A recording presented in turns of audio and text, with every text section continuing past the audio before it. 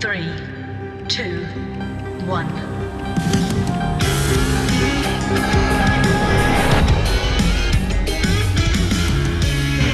Last week we talked about where it is best to look from. So I talked about the divine matrix, and the divine matrix, as I speak that term, is the three brains: the brain in our head, the brain in our heart, and the brain in our gut. There are three brains, and they talk to each other in certain ways. And when we mesh them together, when we create them and live through them as a trinity, then inspiration comes in. Then feelings are through spirit. Then the thoughts and ideas come through the divine. And we can vibrate at the speed of the divine because we are in it and we express it. And when we use this trinity, this divine matrix, that's when the best ideas and the best action show up. But today, I want to talk about what we're looking at. What are we observing? Like I said, this month is Observe It month. Are we looking at trouble with a capital T and that rhymes with P, which makes you a fool? A little Music Man reference. Are we looking at limitations, or are we looking at infinite possibilities? What are we looking at? As De Niro did in Taxi Driver, are you looking at me? Are you looking at me? What are you looking at? Spiritual growth is the act of letting go of any ideas, beliefs, attachments that no longer serve us, right? Those shoulda, coulda, wouldas, the yeah, buts, and the I don't deserve it kind of junk thinking. And when we're consistently focused on those kind of ideas, those junk ideas, we are not only not letting go of them, we are seeing, and I don't mean just through our eyes, we are perceiving everything through that lens, through that perspective of the junk thinking. So you go to a new job interview and, what's going to run through your head? They don't like me. I should have gotten that degree. If you found yourself attracted to somebody and they seem attracted to you and you're out on a date and you're sitting there in the date thinking, yeah, but something's got to be wrong with him, her, they. It always is. Or maybe you just have some new creative idea and, before you even get far into the idea, you think, why should I bother? I never follow through. That's junk thinking. Even if some of those ideas have shown themselves up in the factual world, it's junk thinking. We're not taking charge of our lives. We're allowing those dumb things, the shoulda, woulda, couldas, yeah, buts, etc., to show up and fog everything else, filter everything through that. That's what we're looking at, is that junk thinking. So let's take a look at letting go. Now, of course, the biggest modality, you might say, of letting go is forgiveness. Forgiveness for all those errors, injustices, debts, whatever. Because when we step into forgiveness, and that doesn't mean forgiving the other person, more about forgiving us. It is about forgiving the other person somewhat, but more about forgiving us and what we've allowed to show up in our lives and what we've allowed to stay in our consciousness, in our thinking. But this forgiveness has got to happen to allow space in our head and space in the energy around us that we exude. And remember, forgiving is not condoning. By forgiving someone or even yourself, you're not condoning the action. You're releasing its hold on your perspective of life, and thus awaken yourself to your highest and capable self. You are emancipating yourself from discord and making room for greater good to be expressed or received. It's like a change. You're making a change. You're making a healing by this act of forgiveness. And sometimes that forgiveness needs to be very radical. Now, of course, the choice of letting go, the choice of releasing these ideas out of your mind, heart, gut, and life is yours at the start. Because spiritual law tells us that spiritual growth cannot take place until we are open to learning, till we awaken to catching Spirit's ideas, you might say, about what we need to let go. We'll be informed. Spirit will inform us what we need to let go. And we'll be there to allow the removal of any obstacles or impediments which fog our way of living, which fog up our best way of living, you might say. As we let go, so too will Spirit's highest ideas then reveal themselves into our mind, into our heart, and through our gut. We forgive and we let go. And then we create this openness and spaciousness so the universe can release into our consciousness the greater idea, the best perspective.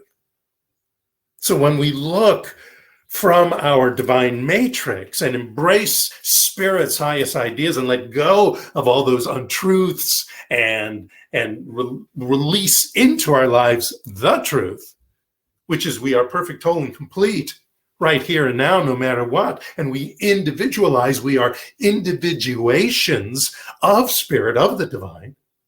We automatically make room for being lifted out of these wrong tendencies and diseases that has shown up in our lives. Our job, our only job, is to ask Spirit what needs to be revealed into us. And you can do that in your spiritual mind treatment, your affirmative prayer. You can do that in your meditation. You can do that in visioning. That's a big thing about the visioning practice, is asking that question. Spirit, what needs to be revealed in me right now? Reveal it. And then our work, that's our job.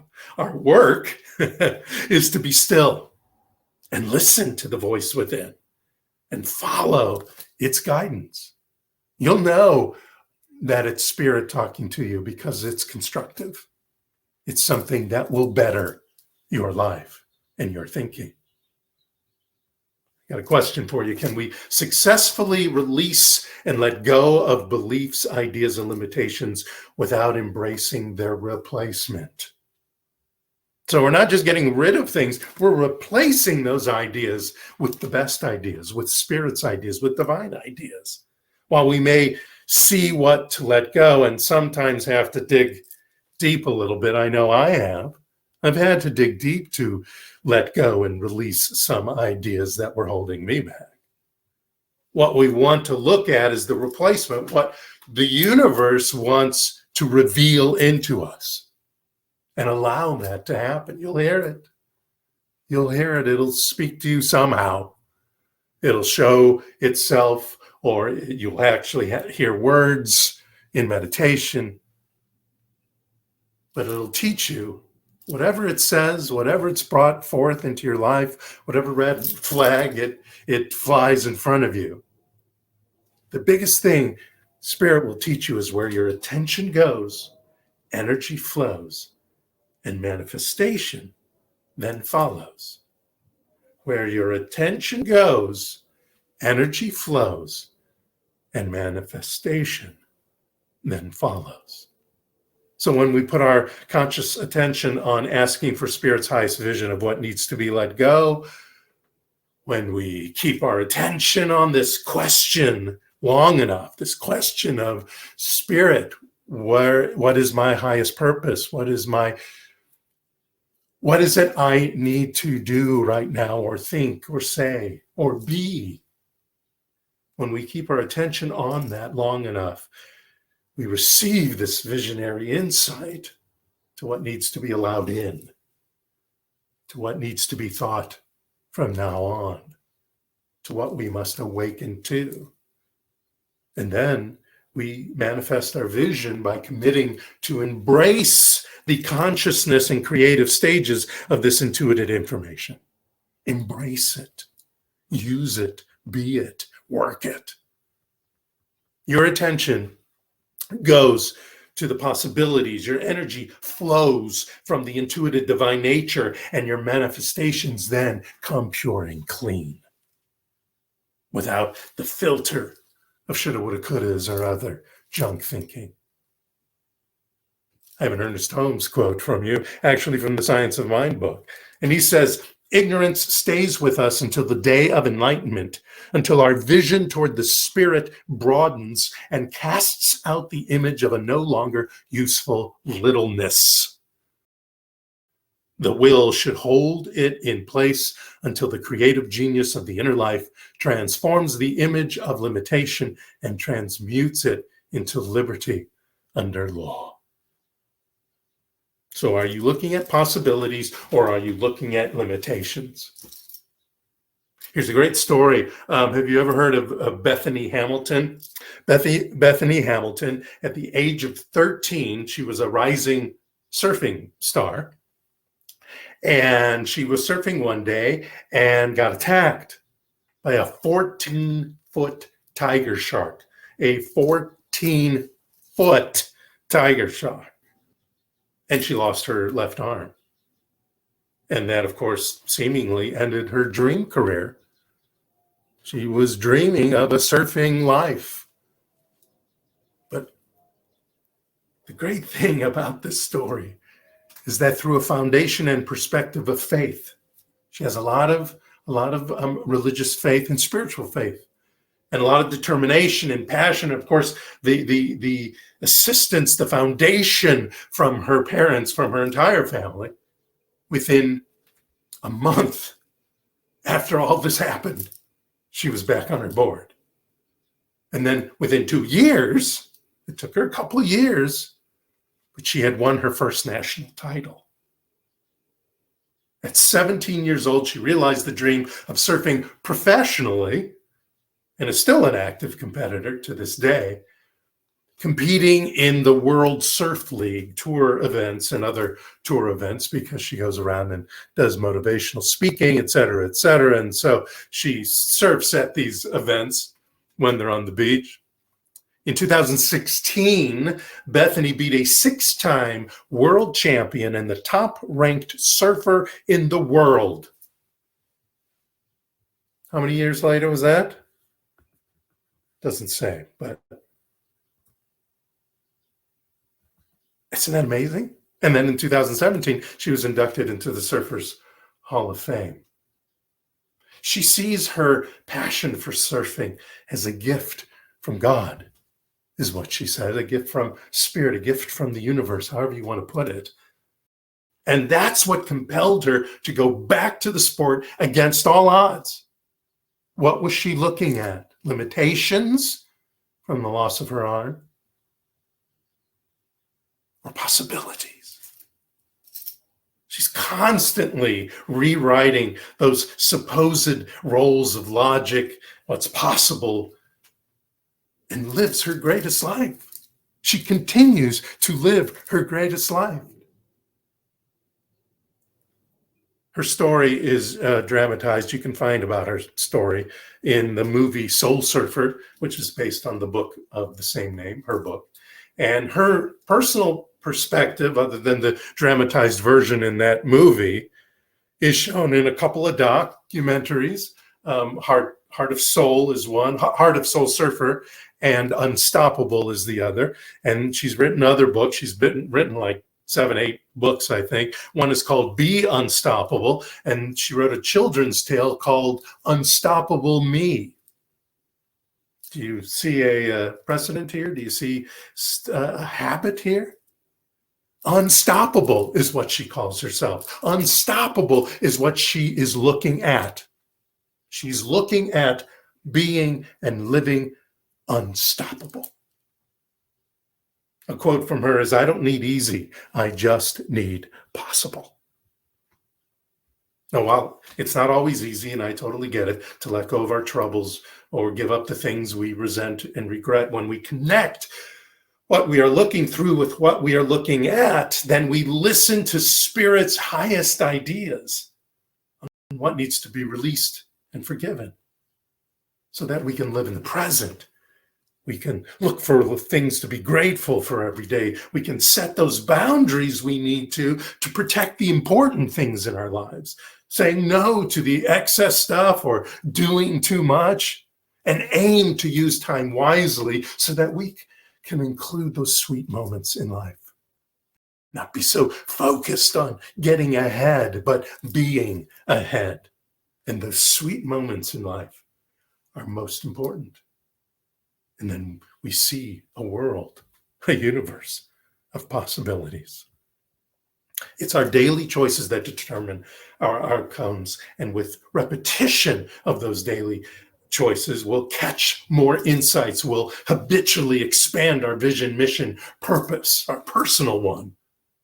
There's a spiritual solution to every problem, condition, stress, illness, trauma, whatever. Those things may crack us a little bit, but it doesn't have to end us, just like Bethany. There's an ancient Japanese art called kintsugi, and it means golden joinery. And it's a technique where they use a lacquered or resin-based solution to fill in cracks and holes in pottery. And that resin-based solution has gold dust in it. And when I read about this, I was like, well, there's a spiritual version of that. And that is through our divine matrix, using our divine matrix and deciding what we are looking at, as well as through repairs. Are you looking at old stories, or are you creating new ones? Are you having a vision or dream that just floats around, or are you envisioning and embodying this dream, this declaration, this requirement in your life in your divine matrix? I want to give you a quick process about removing, letting go, shame, and regret that may be fogging up everything you're looking at, whether it's about your mind and body, your family, your friends, money, even higher self and source.